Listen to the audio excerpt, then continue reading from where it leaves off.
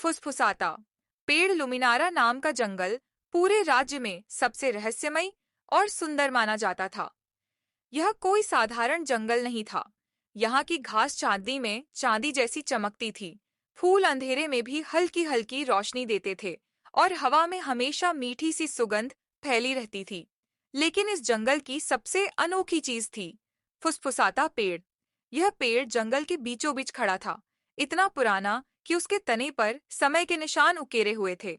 इसकी शाखाओं पर छोटे छोटे शीशे जैसे पारदर्शी पत्ते लगे थे, जो हवा के झोंकों से मधुर घंटियों जैसी आवाज करते थे।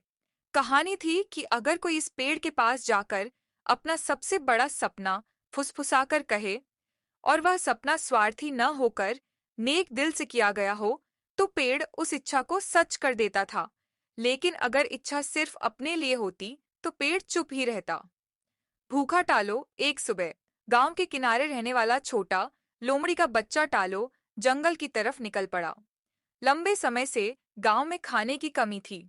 सर्दी बहुत लंबी चली थी और खेतों में कुछ उगा ही नहीं था। गांव के लोग परेशान थे और टालो भी भूख से कमजोर हो गया था।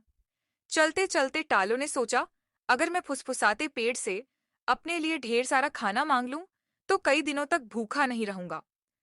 वह जंगल के भीतर गहराई तक चला गया। रास्ते में रंग बिरंगे पक्षी चहचहा रहे थे।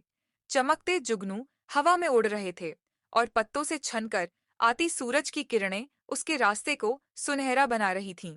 पेड़ के सामने आखिरकार टालो उस पेड़ तक पहुंचा। उसकी शाखाएं आसमान को छू रही थीं और पत्तों की हल्की झंकार पूरे जंगल में गूंज रही थी। टालो धीरे धीरे पेड़ के पास गया, गहरी सांस ली और फुसफुसाकर बोला, कृपया मुझे इतना खाना दे दो कि मैं कभी भूखा न रहूं। पेड़ के पत्ते हवा में लहराए। उनकी आवाज मधुर थी, लेकिन कुछ हुआ नहीं। न कोई टोकरी गिरी, न कोई फल आया।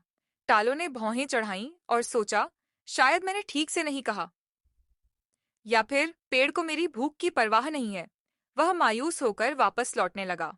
घायल गौरैया वापस जाते समय उसकी नजर घास के बीच पड़ी एक छोटी सी गौरैया पर पड़ी। वह जमीन पर पड़ी थी। उसका पंख बुरी तरह मुड़ा हुआ था और वह उड़ने की कोशिश में बार बार गिर रही थी।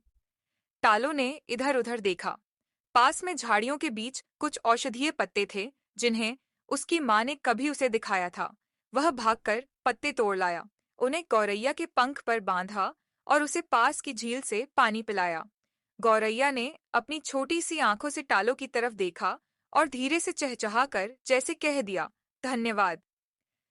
जादुई चमक जैसे ही टालो ने गौरैया को सुरक्षित एक झाड़ी पर बैठाया, पूरे जंगल में एक अलग सी रोशनी फैल गई। उसने पीछे मुड़कर देखा। फुसफुसाता पेड़ पहले से कहीं ज्यादा चमक रहा था। उसके पत्ते मानो तारों की तरह झिलमिला रहे थे।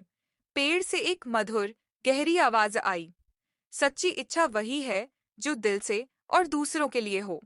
टालो हैरान था, लेकिन अगले ही पल पेड़ की एक ऊंची शाखा से सुनहरी रोशनी में लिपटी एक बड़ी टोकरी धीरे धीरे नीचे उतरने लगी। खुशियों का बांटना टोकरी में तरह तरह के फल, मीठे जामुन, कुरकुरे मेवे और ताजी रोटियां थीं। टालो का मन तो हुआ कि वह यहीं बैठकर सब खा ले, लेकिन उसने अपने गांव की हालत याद की। वह टोकरी अपनी पीठ पर लाद कर गांव पहुंचा। जब उसने सबके सामने खाना रखा, तो बच्चों की आंखें चमक उठीं, बुजुर्ग मुस्कुरा दिए और सबने पेट भरकर खाया। उस दिन के बाद गांव में टालो को सिर्फ एक भूखा लोमड़ी का बच्चा नहीं, बल्कि सबका हीरो माना जाने लगा। सीख: सच्चा जादू और सच्ची खुशी तभी आती है जब हम अपनी ताकत और अवसरों का इस्तेमाल किसी और की मदद करने में करें।